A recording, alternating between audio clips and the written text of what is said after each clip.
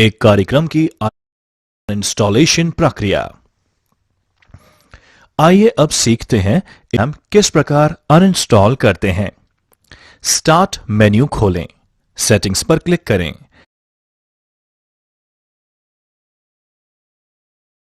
Setting menu पर system पर click करें। लेफ्ट पेन से ऐप्स और फीचर चुनें। एक ऐप चुनें जिसे आप अनइंस्टॉल करना चाहते हैं। अपीयर होने वाले अनइंस्टॉल बटन पर क्लिक करें। अगर यह ग्रे हो जाता है तो यह एक ऐसी सिस्टम ऐप है जिसे आप नहीं हटा सकते। पुष्टि करने के लिए अनइंस्टॉल पॉपअप बटन पर क्लिक करें। नेटवर्क प्रिंटर की स्थापना। आइए अब सीखते हैं नेटवर्क प्रिंटर को कैसे स्थापित करते हैं। कंट्रोल पैनल प्रिंटर प्रबंधक पर पहुंचने के लिए डिवाइसेस एंड प्रिंटर पर क्लिक करें।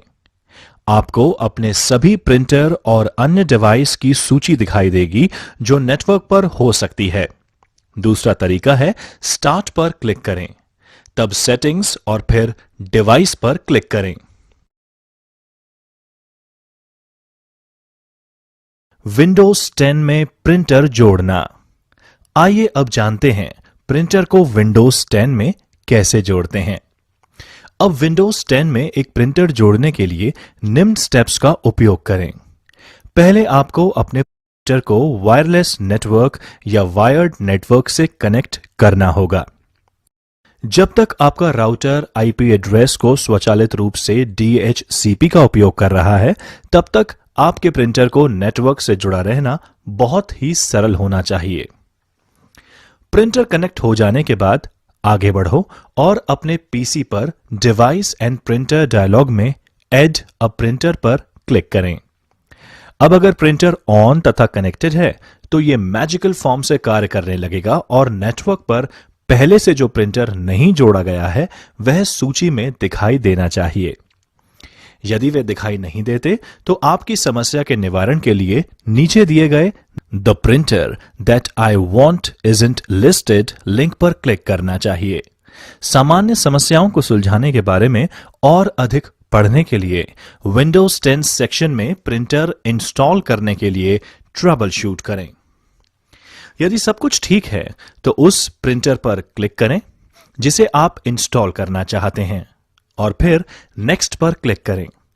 विंडोज सिस्टम पर उपयुक्त प्रिंटर ड्राइवर्स को इंस्टॉल करके ऑटोमैटिकली ही प्रिंटर का सेटअप करेगा। यदि उपलब्ध है तो वह प्रिंटर से ही ड्राइवर्स को डाउनलोड करेगा। कुछ सेकंड के बाद प्रिंटर सफलतापूर्वक जुड़ जाता है और आप एक टेस्ट पेज प्रिंट करने में सक्षम होंगे। ध्यान दें, यह प्रक्रिया नेटवर्क पर वायरलेस या वायर्ड प्रिंटर ढूंढने में सक्षम होगी। अपने ईमेल के साथ माइक्रोसॉफ्ट आउटलुक को कॉन्फ़िगर करना। आइए अब सीखते हैं ईमेल के साथ माइक्रोसॉफ्ट आउटलुक को कैसे कॉन्फ़िगर करते हैं। माइक्रोसॉफ्ट आउटलुक माइक्रोसॉफ्ट का पर्सनल इंफॉर्मेशन मैनेजर है जो माइक्रोसॉफ्ट ऑफिस सूट के एक भाग के रूप में उपलब्ध है। हालांकि मुख्यतः एक ईमेल एप्लीकेशन के रूप में इस्तेमाल किया जाता है। इसमें calendar, task manager, contact manager, note taking, पत्रिका और वेब ब्राउजिंग भी शामिल है। ईमेल अकाउंट जोड़ें, कॉन्फ़िगर करें।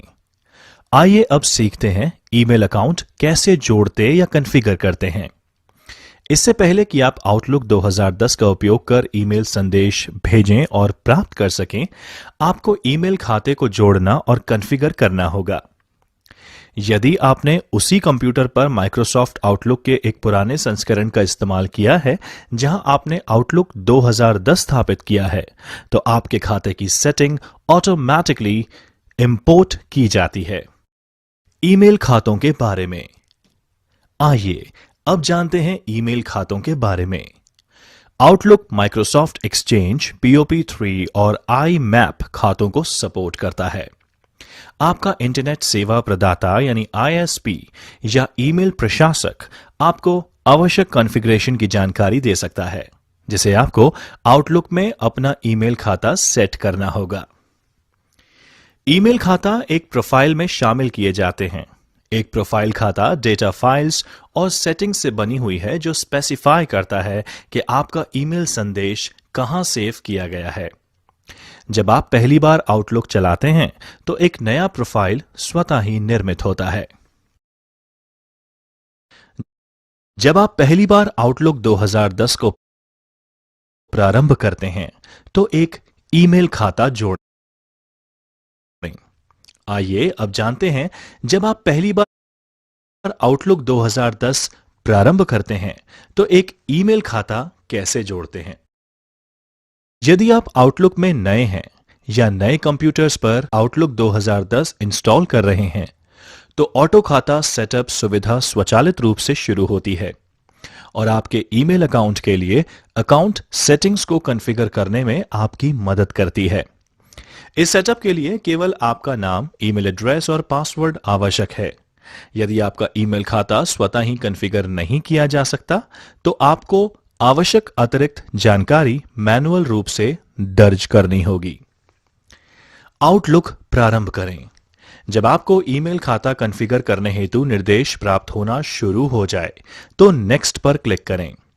एक ईमेल खाता जोड़ने के लिए यस पर क्लिक करें और फिर नेक्स्ट पर क्लिक करें। अपना नाम, ईमेल पता और पासवर्ड दर्ज करें और फिर नेक्स्ट पर क्लिक करें।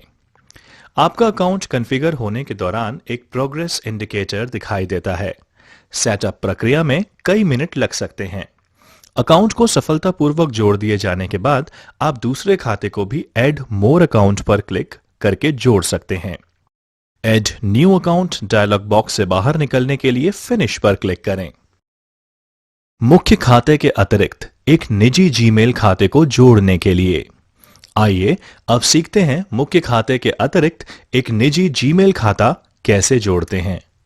आप आसानी से अपने जीमेल खाते को पीओपी यानी पोस्ट ऑफिस प्रोटोकॉल का इस्तेमाल करके आउटलुक 2010 में कैसे जोड़ सकते हैं, ये यहां पर दिखाया गया है।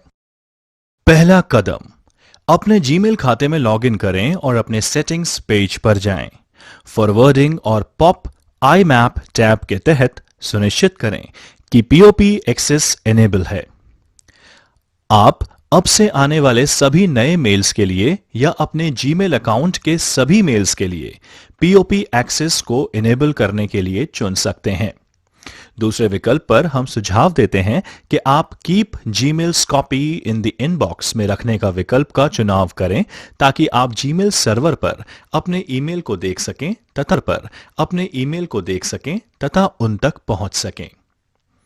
दूसरा कदम, आउटलुक में ऐड अकाउंट सेक्शन के अंतर्गत मैनुअल कॉन्फ़िगरेशन चुनें। मैनुअल रूप से अपना यूजर नेम, ईमेल एड्रेस और लॉगिन जानकारी एंटर करें। सर्वर इंफॉर्मेशन के अंतर्गत निम्न को दर्ज करें। खाता प्रकार POP3, incoming mail server pop.gmail.com, outgoing mail server smtp.gmail.com। Remember password को चिन्हित करना सुनिश्चित करें ताकि आपको हर बार इसे दर्ज ना करना पड़े। तीसरा चरण, डेटा के एंटर होने के बाद मोर सेटिंग्स बटन पर क्लिक करें। आउटगोइंग सर्वर टैब का चयन करें और my outgoing server SMTP requires authentication को चिन्हित करें तथा इसके साथ ही use same setting as my incoming mail server को भी चिन्हित होना सुनिश्चित कर लें। चौथा चरण, अब एडवांस टैब का चयन करें और निम्न जानकारी प्रविष्ट करें। Incoming server POP3 995, outgoing server SMTP 587। This server requires N encrypted connection SSL को चिन्हित करें। Following type of encrypted connection को TLS सेट करें। पांचवा चरण, विंडो को बंद करने के लिए ओके पर क्लिक करें और फिर अकाउंट सेटअप करने के लिए नेक्स्ट पर क्लिक करें। आउटलुक यह सुनिश्चित करने के लिए आपको अकाउंट सेटिंग की टेस्टिंग करेगा और सब कुछ ठीक से काम कर रहा है या नहीं, यह समाप्त होने पर क्लोज पर क्लिक करें।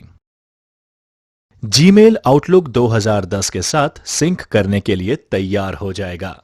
आउटलुक में अपने जीमेल खाते का आनंद लें। तेजी से इंडेक्स्ड सर्चिंग, कॉन्वर्सेशन व्यू और अन्य सुविधाओं के साथ पूरा करें। उपयोगी टिप्स। आप अपने MS आउटलुक अकाउंट में कई व्यक्तिगत खातों को जोड़ सकते हैं। आउटलुक में अन्य ईमेल खातों को जोड़ने के निम्न फायदे हैं। अपने सभी महत्वपूर्ण ईमेल के लिए वन स्टॉप शॉप यानी एक ही स्थान पर सभी सुविधाएं के द्वारा पहुंच प्रदान करना, सभी एक ही स्थान पर, सभी डाउनलोड की गई ईमेल तक पूर्ण ऑफलाइन पहुंच, पूर्ण MS ऑफिस संगतता, MS ऑफिस एप्लीकेशन का उपयोग करते हुए टेबल को निर्दिष्ट करने में, ड्राफ्ट बनाना और फाइल अपडेट करने में आसानी होती है। माइक्रोसॉफ्ट को सभी टूल्स का पूरा समर्थन प्राप्त होता है। लेखन और मेल भेजना।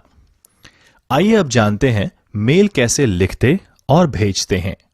आउटलुक 2010 आपको एक या अधिक रिसिपिएंट्स के साथ संचार और सुविधाओं के एक समृद्ध सेट के साथ संवाद करने में सक्षम बनाता है। मेल में होम टैब पर न्यू ग्रुप में न्यू ईमेल पर क्लिक करें। कीबोर्ड शॉर्टकट एक ईमेल संदेश बनाने के लिए Ctrl+Shift+M दबाएं। सब्जेक्ट बॉक्स में संदेश का विषय लिखें। टू CC या BCC बॉक्स में प्राप्तकर्ता के ईमेल पता या नाम दर्ज करें। अर्धविराम के साथ एकाधिक प्राप्तकर्ताओं को अलग करें। एड्रेस बुक में एक सूची से प्राप्तकर्ता के नाम का चयन करने के लिए टू CC या BCC पर क्लिक करें और उसके बाद आप जो नाम चाहते हैं उसे क्लिक करें। आपके द्वारा संदेश बनाने के पश्चात सेंड पर क्लिक करें। ईमेल संदेश को उत्तर दें या अग्रेषित करें। आइए अब जानते हैं ईमेल का रिप्लाई या फॉरवर्ड कैसे करते हैं। जब आप किसी ईमेल संदेश का उत्तर देते हैं तो मूल बॉक्स के प्रेषक को बॉक्स में स्वतः ही जोड़ दिया जाता है। इसी तरह जब आप उत्तर दें रिप्लाई ऑल का उपयोग करते हैं तो एक संदेश प्रेषित और मूल संदेश के किसी भी अतिरिक्त प्राप्तकर्ता को बनाया और संबोधित किया जाता है। जो भी आप चुनते हैं आप प्राप्तकर्ता को टू CC और BCC बॉक्स में बदल सकते हैं। जब आप कोई संदेश फॉरवर्ड करते हैं तो टू CC और BCC बॉक्स खाली हैं और आपको कम से कम एक रिसीवर दर्ज करना होगा। प्रेषक या अन्य प्राप्तकर्ताओं को उत्तर दें। आइए अब जानते हैं प्रेषक या अन्य प्राप्तकर्ताओं को ईमेल का रिप्लाई कैसे देते हैं। आप केवल एक संदेश के सेंडर या उन लोगों के किसी भी संयोजन का उत्तर दे सकते हैं जो टू और CC लाइंस पर दिखाई देते हैं।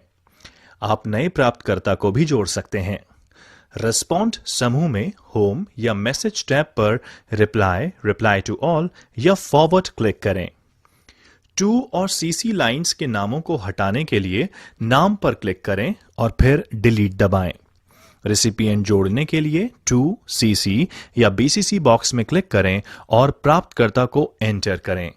अपना संदेश लिखें और सेंड पर क्लिक करें। CC कार्बन कॉपी के लिए शॉर्टहैंड है। यदि आप आउटलुक ईमेल मैसेज में इस बॉक्स में प्राप्तकर्ता को जोड़ते हैं तो संदेश की एक प्रति उस प्राप्तकर्ता को भेजी जाती है और प्राप्तकर्ता का नाम संदेश के अन्य प्राप्तकर्ताओं को दिखाई देता है। ब्लाइंड कार्बन कॉपी के लिए BCC शॉर्टहैंड है। यदि आप एक ईमेल संदेश में इस बॉक्स में प्राप्तकर्ता को जोड़ते हैं तो उस प्राप्तकर्ता को संदेश की एक प्रति भेजी जाती है और प्राप्तकर्ता का नाम संदेश के अन्य प्राप्तकर्ताओं को दिखाई नहीं देता। उपयोगी टिप्स। यदि एक ही प्राप्तकर्ता को एक संदेश के रूप में दो या अधिक संदेश अग्रेषित करना चाहते हैं, मेल में एक संदेश पर क्लिक करें, कंट्रोल दबाएं और फिर प्रत्येक अतिरिक्त संदेश पर क्लिक करें होम टैब पर। रेस्पॉन्स समूह में फॉरवर्ड पर क्लिक करें। प्रत्येक संदेश को एक नए संदेश में अनुलग्नकों के रूप में भेजा जाता है। आउटलुक भी कुशल रिमाइंडर यूटिलिटी प्रदान करता है और हमारा सुझाव है कि आप MS आउटलुक 2010 पर मीटिंग अपॉइंटमेंट रिमाइंडर्स को सेट करने के तरीके के बारे में अधिक जानने का भी प्रयास करें। एक फाइल फोल्डर जो कि छुपा हुआ है या छुपी हुई फाइल्स को देखें। आइए अब सीखते हैं कि छिपी हुई फाइल्स या फोल्डर्स को कैसे देखते और छिपाते हैं। विंडोज डिफॉल्ट रूप से कई फाइल्स और फोल्डर्स को छुपाता है ताकि उपयोगकर्ताओं को उन फाइल्स को हटाने या मॉडिफाइंग करने से रोका जा सके जिन्हें उन्हें उपयोग नहीं करना चाहिए। लेकिन आप विंडोज की सेटिंग बदलकर इन छिपी हुई फाइल्स को दिखाने का निर्देश दे सकते हैं। किसी भी फाइल या फोल्डर को छिपाने के लिए उसे राइट क्लिक करें, प्रॉपर्टीज चुनें और हिडन फीचर को ऑन या ऑफ कर दें। विंडोज 10 फाइल एक्सप्लोरर रिबन पर फाइल्स और फोल्डर्स को छुपी हुई या विजिबल बनाने के लिए हाइड सिलेक्टेड आइटम्स बटन पर क्लिक करें। छुपी हुई फाइल्स को देखना, फाइल एक्सप्लोरर के रिबन पर व्यू टैब पर क्लिक करें और शो हिडन सेक्शन में हिडन आइटम्स चेकबॉक्स पर क्लिक करें। फाइल एक्सप्लोरर हिडन फाइल्स दिखाएगा और जब तक आप इसे बदलते नहीं हैं तब तक यह सेटिंग याद रखेगी।